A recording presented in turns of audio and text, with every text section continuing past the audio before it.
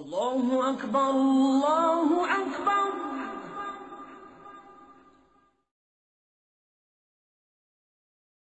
أعوذ بالله من الشيطان الرجيم. بسم الله الرحمن الرحيم، والحمد لله رب العالمين، ولا عدوان إلا على الظالمين، وأشهد أن لا إله إلا الله وحده لا شريك له، وأشهد أن محمدا عبده ورسوله. أيها الإخوة والأخوات، السلام عليكم ورحمة الله تعالى وبركاته. نحمد الله سبحانه وتعالى أن بلغنا رمضان، ونسأله سبحانه وتعالى أن يتسلمه منا متقبلا. هذا الشهر الكريم إنما يتميز به مضاعفة الحسنات، لذا تكثر فيه الأعمال الصالحات من تلاوة القرآن وعبادة الله وقيام الليل والإحسان إلى الفقراء والمساكين.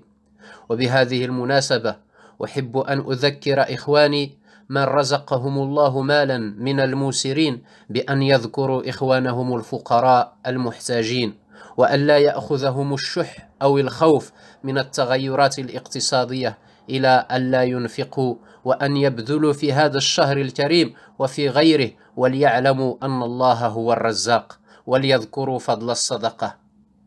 والآيات الواردة فيها كثيرة وكذا الأحاديث. إنه الإنفاق في سبيل الله، ذاك الإنفاق الذي يحتاج إلى إيمان. فأنت أخي الكريم، أختي الكريمة، حين تؤمن أن الرزاق هو الله تنفق، وقد طمأنك الله عز وجل أن أي شيء تنفقه يعلمه، وأن أي شيء تنفقه يعوضه عليك. فعن أبي هريرة رضي الله عنه قال رسول الله صلى الله عليه وسلم فيما يرويه عن ربه في حديث قدسي: أنفق يا ابن آدم أنفق عليك. رواه البخاري. Mes chers frères et sœurs, la dépense dans le sentier de Dieu et de dépenser de sa richesse, de ses biens, pour gagner la satisfaction de Dieu, de venir en aide matériellement aux espèces, aux nécessiteux. Abu Huraira radiyallahu anhu rapporte que le messager de Dieu sallallahu alayhi wa sallam a dit: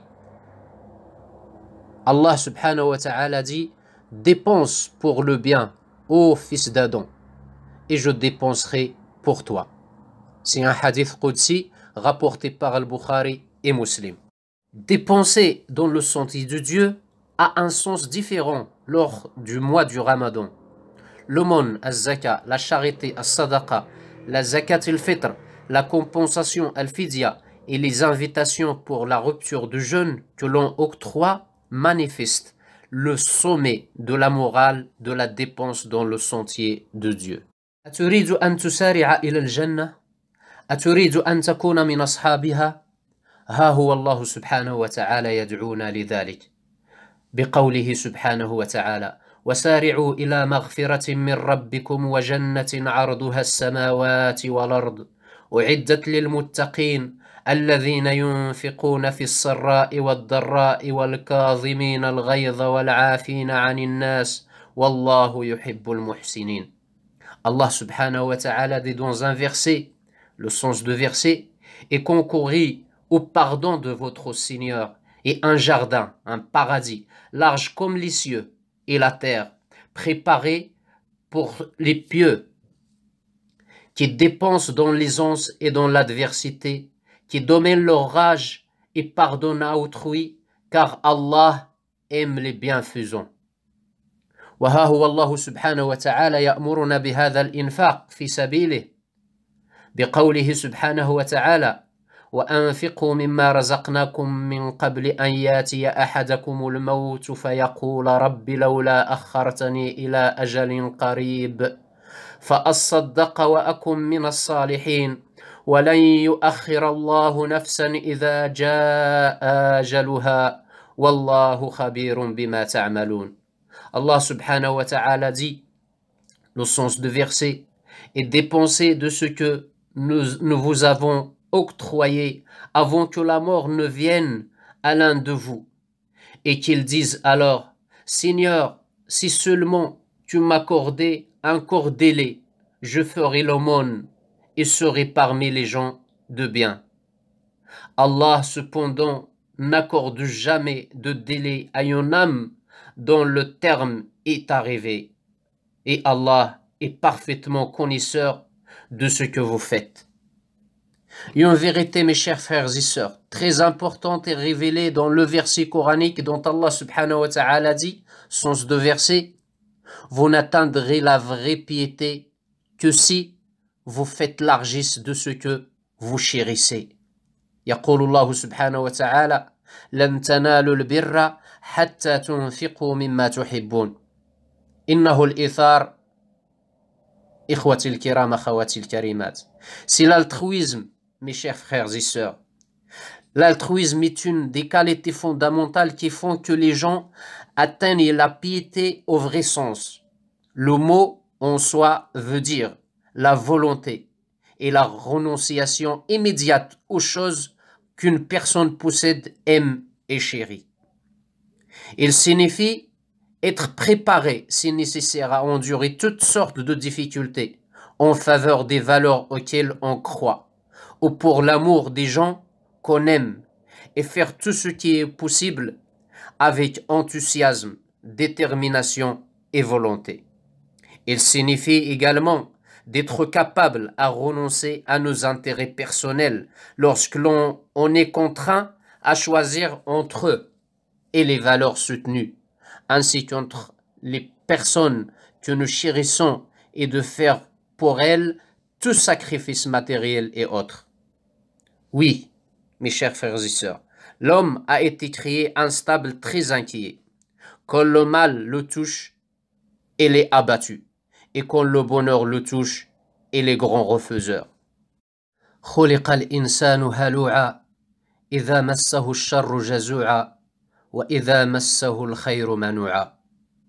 Il est possible de libérer l'esprit de ses faiblesses en ayant une bonne compréhension de la foi et en se conformant aux valeurs morales du Coran. Mes chers frères et sœurs, quiconque comprend les vérités révélées dans le Coran ainsi que la conception morale exigée par Dieu atteindra une moralité le rendant capable de faire preuve d'altruisme à tout moment de sa vie.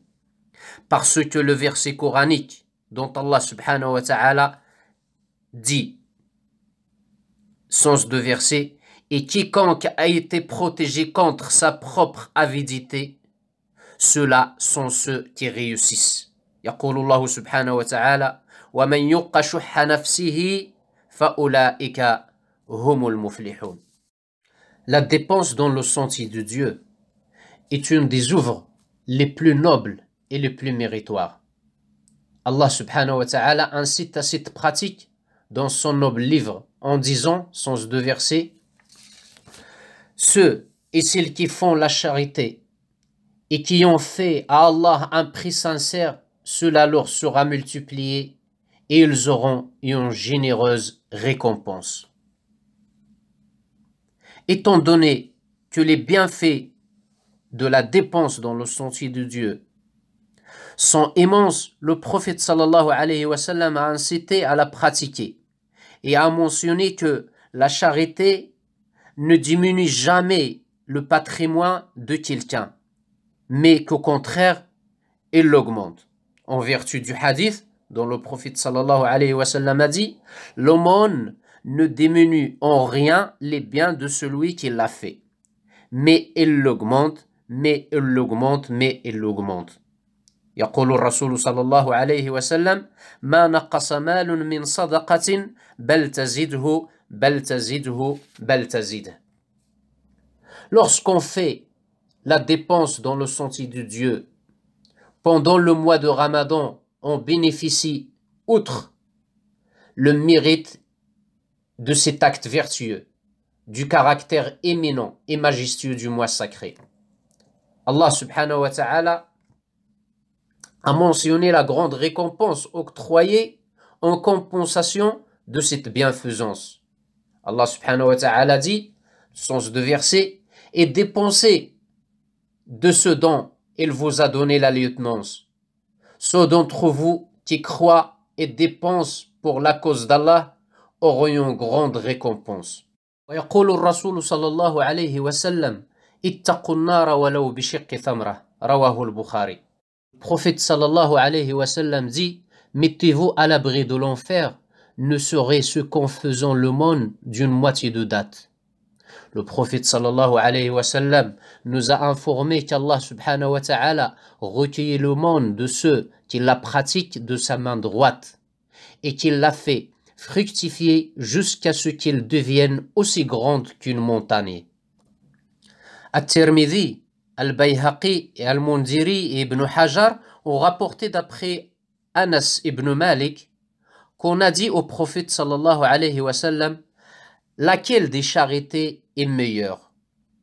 La meilleure des charités, dit-elle sallallahu alayhi wa sallam, est celle accomplie pendant le mois de Ramadan. Pourquoi, mes chers frères et sœurs? Parce que c'est la période des bonnes actions et des adorations. Parce que Dieu a assigné le mois du Ramadan pour distribuer abondamment sa miséricorde sur ses serviteurs plus que tout autre mois. L'aumône y est plus récompensé. En effet, plusieurs traditions prophétiques informent qu'il est désirable de faire beaucoup de dons envers les nécessiteux et de répandre cette générosité sur sa famille, ses proches et ses amis proches. L'imam Ibn Khuzayma a rapporté dans son Sahih, ainsi que Al-Mundhiri dans son livre At-Targhib wa Tarhib, d'après Salman radiyallahu anhu, que le prophète sallallahu alayhi wa sallam a dit: ô homme, à moi honorez vos ombrages, à moi durant lequel se trouve une nuit plus précieuse que 1000 mois, à moi pendant lequel Dieu a prescrit le jeûne obligatoire du jour et la veillée volontaire. Celui qui fait quelque bien dans ce mois aura la même récompense que celui qui accomplit un devoir obligatoire en dehors de ce mois. Et celui qui s'acquitte d'un devoir obligatoire pendant ce mois est comparable à celui qui a accompli 70 fois le même devoir obligatoire durant un tout autre mois, outre l'absolution de ses péchés. Celui qui donne à manger à un jeûneur se verra libéré des chaînes de l'enfer, et son action lui vaudra la même récompense que celle de ce jeûneur sans rien diminuer la valeur de ce dernier.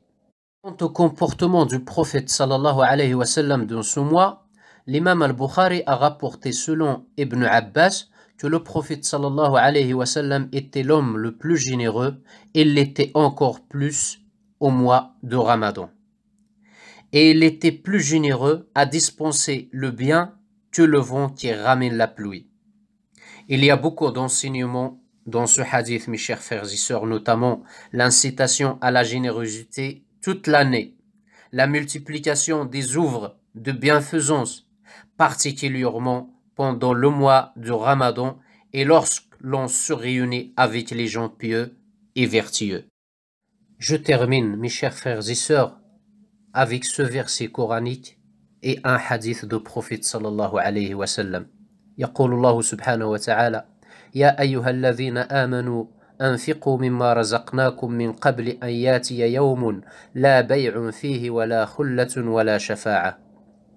Allah subhanahu wa ta'ala dit: ô les croyants, dépensez de ce que nous vous avons attribué avant que vienne le jour où il n'y aura ni rançon, ni amitié, ni intercession.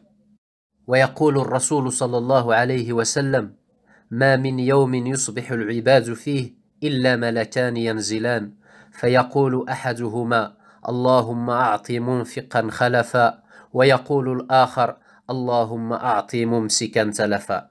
Le prophète sallallahu alayhi wa sallam dit: au matin de chaque nouvelle journée, deux anges descendent du ciel. L'un d'eux dit: Seigneur Dieu, donne à toute personne qui dépense dans les œuvres de bien la compensation de ce qu'il dépense. Et l'autre dit: Seigneur Dieu, donne à tout avare un fléau pour l'emporter ou emporter ses biens. Rapporté par Al-Bukhari et Muslim. تقبل الله منا ومنكم صالح الأعمال وأقول قولي هذا وأستغفر الله لي ولكم فاستغفروه إنه هو الغفور الرحيم. والسلام عليكم ورحمة الله تعالى وبركاته.